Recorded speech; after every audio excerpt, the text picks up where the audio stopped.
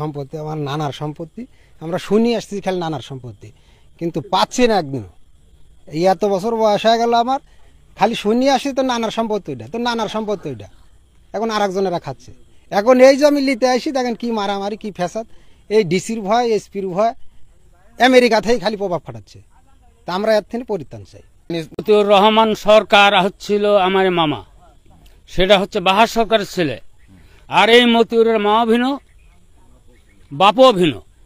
এই মতিউরের মা একসাথে করি আসি বাহার সরকারের ঘাটে চাপি যায়। চাপি যাওয়ার পর এই মতিউরের নাম সেগুন ফেলায় মতিউর রহমান সরকার, কিন্তু আমার মামার নাম হচ্ছে মতিউর রহমান সরকার। সেই মতিউর মারা গেছে, তারপরে এই মতিউর আসি এই বাহার সরকারের ঘাড়ে চাপে। এই হচ্ছে পরগাছা। এর প্রভাবে এই দেশ লুটপাট করে খাইছে এরা, এবং আমাদের বলে যে এক টুকা কাগজ লিয়া ঘুরতেছে, এই কাগজে কাম হবে না। আমার মামাকে নাঙ্গলের জোয়ালেও জুড়েছে। আমার মায়েরা 7 বোন, একটা মামা। আমার মামা ছিল দুর্বল। আজ আমরা একটু সাবাল হয়েছি, এখন ওরা এইসব নাটক করতেছে। আপনারা এখন কি চাচ্ছেন? আমরা এখন আমাদের সুষ্ঠু সমাধান চাই।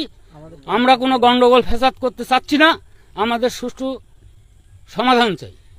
চাচা, আপনারা কি চাচ্ছেন এখন? সুষ্ঠু সমাধান আমরা সুষ্ঠু সমাধান চাই ভাই। তো মারামারি হানাহানি যাতে না হয়, গ্রামের মানুষরাও আমরা যাতে মিলেমিশে থাকতে পারি, সেটাই সুষ্ঠুভাবে আমরা আইনের মাধ্যমে, আপনাদের সহযোগিতার মাধ্যমে আমরা সুষ্ঠু সমাধান চাচ্ছি। আমরা গন্ডগোল ফ্যাসাদ কিছুই করতে চাচ্ছি না। আপনারা কি চাচ্ছেন? আমরা এটাই চাচ্ছি যাতে সুষ্ঠু সমাধান হয় এবং সেই সমাধানের মাধ্যমে আমরা যাতে জমি ফিরে পাই। আমরা চাচ্ছি আমরা জমি যেন সুষ্ঠুভাবে ফিরে পাই, আমরা যাতে মারামারি হামাহামি কেউ না করি। আমি এই একই কথাই, ইনশাল্লাহ আমিও এদের মতেই আমিও আছি, যাতে কোনো গন্ডগোল ফ্যাসাদ না হয়। সবাই বসি এই সম্পত্তি যার যতটুকু অংশ আমরা বুঝি নিতে চাই আর দিতে চাই। দ্বারস্থ হয়েছে, আমরা গরিব মানুষ, আমরা চাচ্ছি, আমাদের প্রচুর টাকা পয়সা ক্ষয়ক্ষতি হচ্ছে। আমরা চাচ্ছি যে বিভিন্নভাবে হয়রানি হচ্ছে। আমরা চাই এখন যে আমাদের বিভাগীয় স্যারদের কাছে আমাদের অনুরোধ যে আমাদের একটা সুষ্ঠুভাবে সুন্দরভাবে আমাদের জমিগুলার কাগজপত্রগুলো সঠিক করে বিভিন্ন ভাগীদের বুঝাই দিক। আমরা এটাই চাচ্ছি।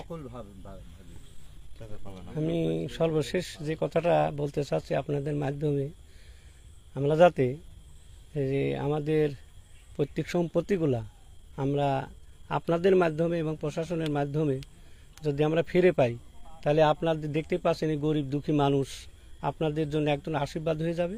এবং আমরা যাতে এই জমিগুলো ফিরে পেয়ে, যাতে আমরা, এমনও মানুষ আছে আমাদের মাঝে জমি থাকা সত্ত্বেও তারা কিন্তু বাড়ি ঘোরার জায়গা পর্যন্ত নাই।